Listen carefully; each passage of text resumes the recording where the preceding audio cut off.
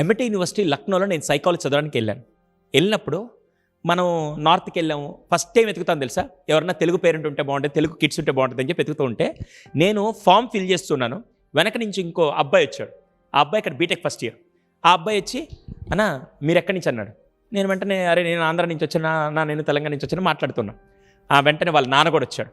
రాత్రికి మేము భోజనం చేయడానికి అందరం వెళ్ళి కూర్చున్నాం. డిన్నర్ అయిపోయి 8 o'clockకి వెళ్ళి లాన్ దగ్గర కూర్చొని ఉంటే ఆయనకి నా ప్రొఫెషన్ నచ్చింది. నేను ఎక్కడో మాట్లాడుతుంటే ఆయన నా వాయిస్కి నా మాటలకు కనెక్ట్ అయ్యి వాళ్ళ అబ్బాయిని రూమ్ పంపించేశాడు. వాళ్ళ అబ్బాయిని వాళ్ళ పాప కూడా వచ్చింది. పాప డిగ్రీ సెకండ్ ఇయర్ అవుతుంది. వాళ్ళ పాప కూడా వచ్చింది. వాళ్ళ పాపని రూమ్లో పంపించేసి ఆయన తమ్ముడు కూడా వచ్చారు, బాబాయ్, ఆయన కూడా రూమ్లో పంపించేశాడు. బాబు నువ్వు కూర్చొని నీతో మాట్లాడాలన్నాడు. నాకేం అర్థం కాల. సరే కూర్చున్నాను. అప్పుడు ఆయన ఓపెన్ అయ్యి మాట్లాడి, బాబు నీకు విషయం చెప్పాలి, మా అబ్బాయిని ఇక్కడ జాయిన్ చేయడానికి వచ్చాను.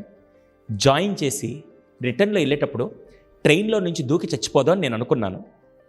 ఎక్కడ నేను చచ్చిపోతానని ఇంట్లో వాళ్ళకి తెలిసి అందుకే నాకు తోడుగా నా తమ్ముడిని నా కూతుర్ని ఇద్దరినిచ్చి పంపించారు. నాకు కొన్ని అప్పులు ఉన్నాయి. నాకు 2 ఆడపిల్లలు, వీడు 3వ అబ్బాయి. ఇంకా నేను బతకాలని నాకైతే ఎక్కడ 1% ఆప్షన్ కూడా లేదు. చనిపోదాం అనుకుంటున్నాను. సరే చనిపోదాం అనుకున్నారు కదా, వెరీ గుడ్ ఆప్షన్. కానీ దాని తర్వాత ఏం జరగద్దని చెప్పి కొద్దిసేపు ఆయనకి లైఫ్ మొత్తం మాట్లాడుతూ చూపించాడు. మాట్లాడుతూ 8 గంటలకు కూర్చున్న మేము రాత్రి 11 దాకా మాట్లాడుకున్నాం. 11 తర్వాత ఆయన వెళ్ళిపోతూ షేక్ హ్యాండ్ ఇచ్చి, బాబు మళ్ళీ నేను తర్వాత కలుస్తా అని చెప్పి అన్నాడు. నాకు 200% నమ్మకం వచ్చింది తెలుసా. ఈయన చనిపోవడం నాకు నమ్మకం వచ్చింది. నేరుగా వెళ్ళిపోయాడు. అతను వాళ్ళ ఇల్లు రీచ్ అయిన తర్వాత నేరుగా ఫోన్ చేసి, బాబు ఈరోజు నుంచి నేను చావను, నాకు ఈరోజు లైఫ్లో హోప్ వచ్చింది, నేను మళ్ళీ తర్వాత గెలుస్తానని చెప్పి అయిపోయిందా.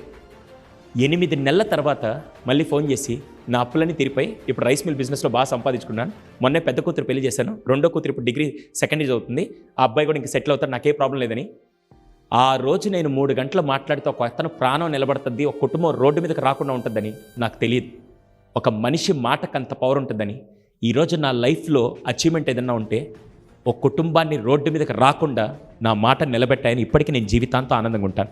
ఇంతకంటే బిగ్గెస్ట్ అచీవ్మెంట్ ఏదైనా ఉంటుంది? అర్థమైందా? Word has that power.